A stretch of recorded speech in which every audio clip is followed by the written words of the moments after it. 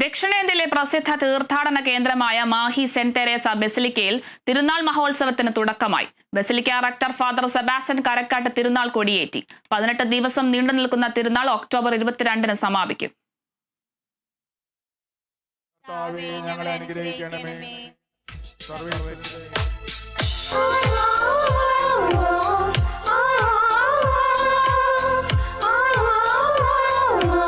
രാവിലെ 7 മണിക്ക് നടന്ന ദിവ്യബലിയോടെ തിരുനാൾ ആഘോഷങ്ങൾക്ക് തുടക്കമായി.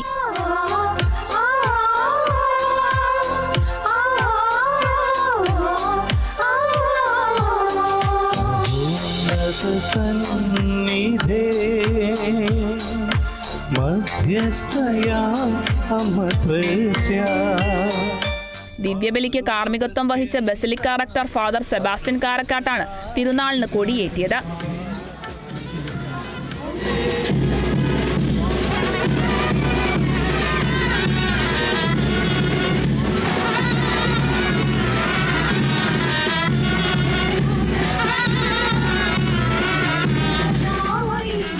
മണിയോടെ വിശുദ്ധാമ്മ ത്രേസ്യയുടെ അത്ഭുത തിരുസ്വരൂപം പൊതുവണക്കത്തിനായി പ്രതിഷ്ഠിച്ചു.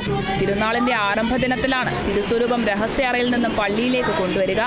തിരുസ്വരൂപം വണങ്ങാനും പൂമാലയർപ്പിക്കാനും ആയിരങ്ങളാണ് ആദ്യ ദിവസം തന്നെ എത്തിയത്.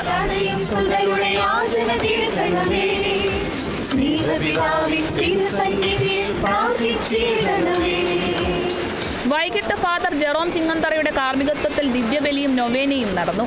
തിരുനാളാഘോഷം അവസാനിക്കുന്ന ദിവസം വരെ ആഘോഷമായ ദിവ്യബലിയും നൊവേനയും വിവിധ കാർമ്മികരുടെ നേതൃത്വത്തിൽ നടക്കും.